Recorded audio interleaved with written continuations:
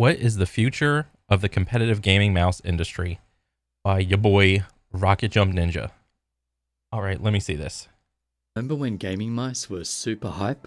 It was so Yeah. exciting to see what the latest features would be. Logitech came out with the G403 and later the G Pro Wireless. The first Oh yeah, like dude, when I first got into like PC gaming, I think if I remember correctly, my my first mouse wasn't the G Pro wireless, like the heavier version of the GPX.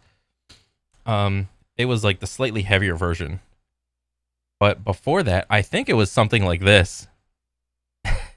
Like I 100% thought like this was like the cool guy FPS mouse because it looks like a robot and what was it? There was another mouse. I think it was called like the Rat, like the RAT. And the thing that about the Rat mouse was it was entirely customizable shape in that you could like undo like a screw thing and make it wider or like make it longer or something or other, and it looked like a goddamn transformer. Uh, my buddy got that one, and I was like, and that's a heavy ass fucking mouse. And there were like weights that you could put in it, if I recall correctly.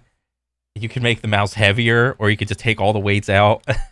But even if you take all the weights out, it was still pretty freaking heavy. I thought that was like the king of like gaming mice because they have to tack on the word gaming, and then all of a sudden the price jumps up like 50 $100 or whatever. And I was naive at the time, but with enough OCD and passion, eventually I landed on the G Pro wireless, and from that point on I used that mouse for a while, and I was happy with it. It wasn't until like the Super Light came out, and I was like, oh, it's the same mouse, maybe a little bit smaller, a little bit lighter. I was like, oh, okay, let me try this one out. And I just been using that one ever since. It's like pretty much the gold standard. first lightweight, low latency wireless mouse. It was amazing. Mouse pushed the boundaries on weight reduction using Yeah. holes on the ultralight, and they brought the enthusiast soft-braided cables to mainstream mice. We stopped seeing laser sensors that picked up too much detail and were jerky, and we got high-performance optical sensors. They even started to get late. Bro, I remember before there were gaming mice, I remember the weighted ball mouse, like the thing on the bottom was a track ball. I remember that time. And then even in that time, the mouse with like the ball on top, the trackball.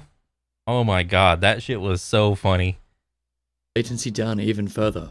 But now, Logitech haven't released anything really exciting in years. I used to talk Yeah. to their team a fair bit. They told me they were watching my videos, and that's how they decided to take the challenge of creating a lightweight wireless mouse. Oh really? So my channel inspired the G Pro Wireless. Hell yeah, brother. Thank you. Thank you, man. Amazing, right? Yeah, but why did they stop pushing boundaries? Well, back Well, I think they're just sitting on their laurels, essentially, because I think we're at a point of diminishing returns of to get that little bit extra performance. I have no idea how they could push the limit of either the shape or the construction or the design of this thing anymore outside of doing what's the material of the final mouse. It's like some sort of like metal that's like really light but like really strong. Like I hate this stupid like hexagon bullshit. Like that's why I don't get them. Like it feels weird, it feels stupid, all for the sake of like being a little bit lighter. I like if they were to do something, like if they were to make a GPX but just with like that lightweight, or what do you call it, material, the metal material, I think that would be like an upgrade. But like you see the prices of the what do you call it, the final mouse, and nobody wants to pay like $200 for a damn mouse. I mean, shit, dude, that's like an entire quadruple A game.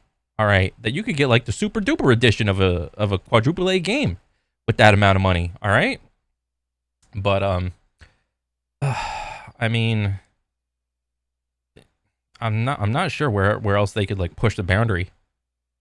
in the peak of this channel, I was constantly talking with the companies behind the scenes. telling them what we wanted and why. There were so many ways mice could improve, but now, well, they've done all that. What boundaries are actually left to push? Why would they need that expert team to continue working on something that's already done? Better to move them on to different fields to improve those. You see, the difference between top tier and great is probably only shown by machines. Yeah. In game, it most likely doesn't matter, which is why I don't have much to say in reviews anymore, outside of the quality and the shape. That sounds like nothing, but I think the shape is the most important point. Very few people seem to realize just how important shape is, or they don't agree that it is important. Xtrify did agree, and that's why the MZ1 has a tag that shape is king. Some other companies sort of mention it. Oh, the MZ1? Oh, okay. Well, I thought you coined that term, shape is king. And then probably right after that, it would have to be like weight, I think, right? Like, provided you have all the like the standard things of like, you know, a good ass sensor, good skates, good mouse pad, blah da da da da. Here and there, but I haven't seen anyone really focusing on shape. I'm hoping that's the next phase for the mouse industry. Shape. It needs to be all about shape from this point on. But if you make it all about shape, everybody's hand is completely different, and for them to try to delve into like a more customizable shape for each individual buyer, I think it would be too much work, honestly. Because I mean, like let's say they take the base model of the G Pro Superlight, and then they just have like different versions of it. Like they have a long version, they have a wide version, they have like a measure your hand from here to here, and that's like the base width, and then we'll design a mouse for you based off of that, and then we'll just customize it completely for you. And yeah, I mean, that would be nice to have like a little bit more customization in your specific mouses that you like. I could probably see that if you hit like when you hit the buy button on Amazon or whatever, there's be like a couple other like options, like what's your, and with like the little what do you call it, the boxes over here where you like mouse over a box, it'll tell you like the step-by-step directions on how to like measure your hand for this and that, how long are your fingers, how wide's your hand, how wide's your palm, and all that jazz. And it's like, based off of this, we will give you we suggest giving you this type of mouse. And it's like you either go with the recommendation or you can like choose your own shape, essentially. And quality. Like, yeah, 8K polling rate, under 40 grams, long battery life. Yeah. Cool. Those things are good, but I'm still on a 1K 60 gram mouse with RGB. Yeah. And why? No, it's not because I designed it. I'm competitive. I still feel rage at losing in games, which means I'd use whatever is going to help me win. Yeah. But the MZ1 is genuinely my best chance, which I believe is because of the size and the shape. So why aren't companies putting more emphasis on shape? Well, I would guess part of it is because they've realized we're niche. As in, the people that want competitive mice are not that big a group. Many of the people that were hyped about this channel have actually just moved on. Their mouse is good enough. And the rest, they're just casuals. One proof of that? The G502 is still a top seller. It's a good mouse. What the fuck? What is this? It's just a brick. I like using it still, but I wouldn't recommend it for competitive play. If you're trying to aim your best, the G502 is not it. Even the people who were big fans of that mouse have now moved on. Lightweight, smaller, better shape. There's plenty of options. Oh, is this like the actual mouse? Oh my god. But still, it is a top seller. So much so. Well, if this is like a heavy ass mouse, I would probably say the heavy ass mouse is a top seller because CS and Val cater to like more like slow mud pads and lower sensitivities and like just completely dislocating your arm out of your socket when you go to like do your little micro flick at like 200 cm or whatever. And I mean, yeah, I would say that's the reason. Is because the type of FPS games that are just simply competitive, like CS and Val are like the most competitive, or at least most popular competitive games. And there's like a specific mouse aiming style that goes along with those games. And it's simply like this. It's a slower, what do you call it? It's a slower sensitivity game. You see what all the pros do? You take all the averages of their sensitivity and oh, surprise, surprise, it averages to be like 40, 50, 60, 70, maybe 80 cm. there's a couple like outliers that like probably go on like the faster side, like 30, 20, and so on. But like for the most part, everybody's going towards like the slower sensitivity, the heavier mouse for more stability, like a slow ass pad or whatever, and it's like that's just what it is.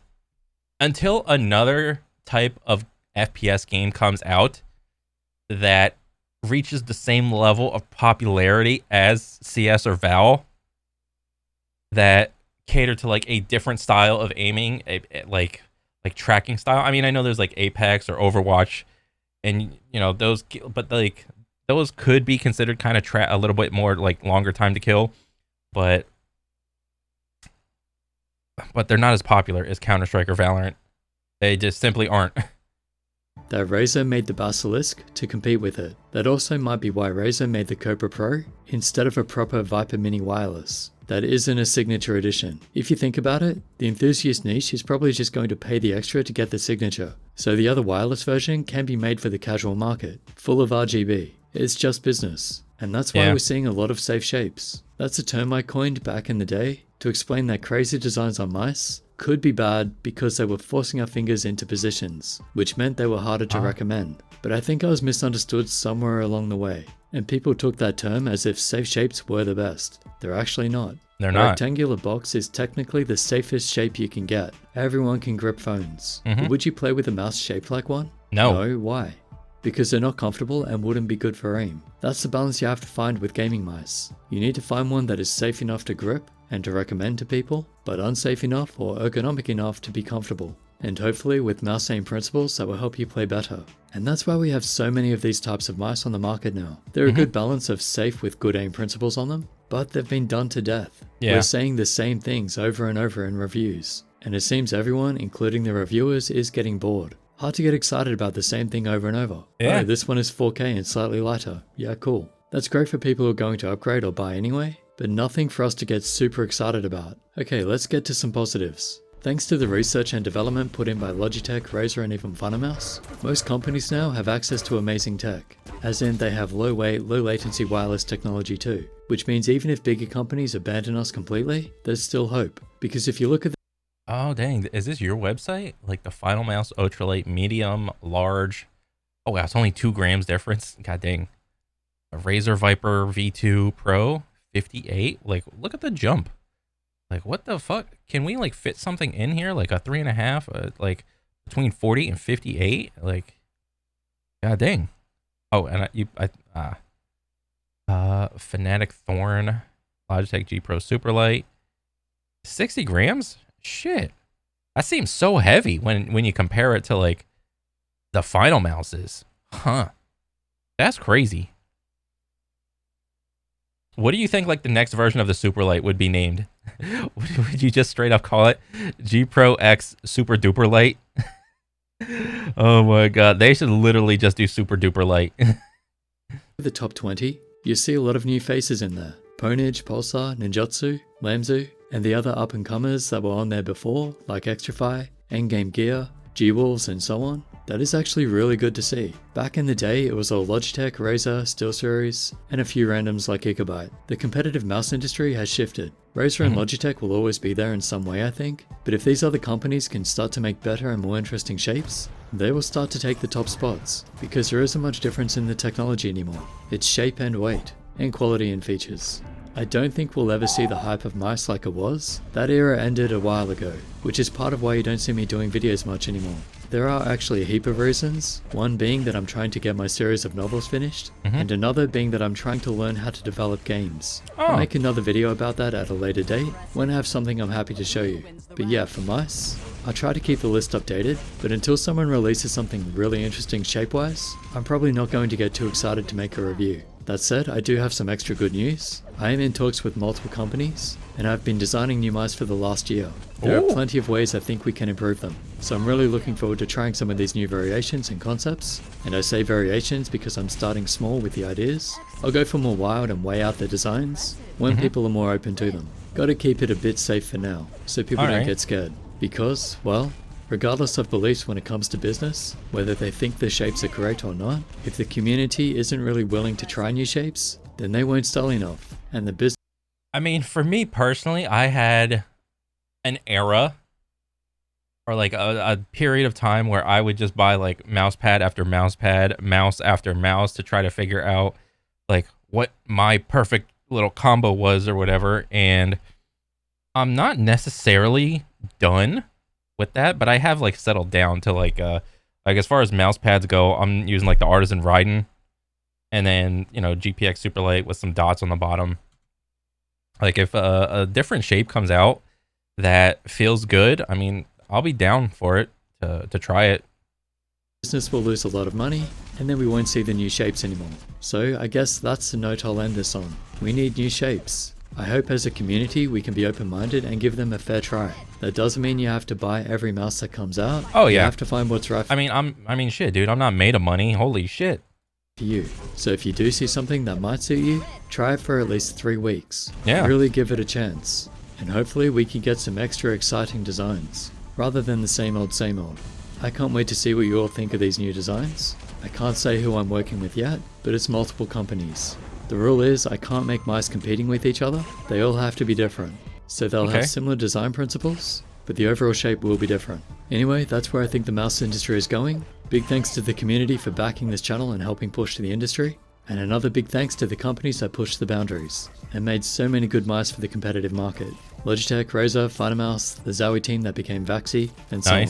As a community, we all added pieces to the puzzle, and now we have amazing mice. That was the goal from all those years ago, so I'm glad we reached it. But now, it's time to take shapes to the next level. Okay, thank you to everyone who watches these videos. And as always, if you're looking for a new fantasy book to read, you can check out book 1 of my series at theheroesfall.com. And my mouse and pad, the Extrafy MZ1 and GPZ1. Oh, and if you've ever supported me on Patreon, I don't ask for money, like I'm cool, like I don't need much. I'm not all about trying to get more money.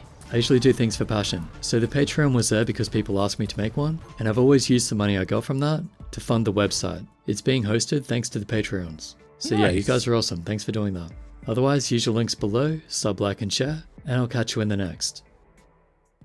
Dang. I mean, yeah, man, good ass video.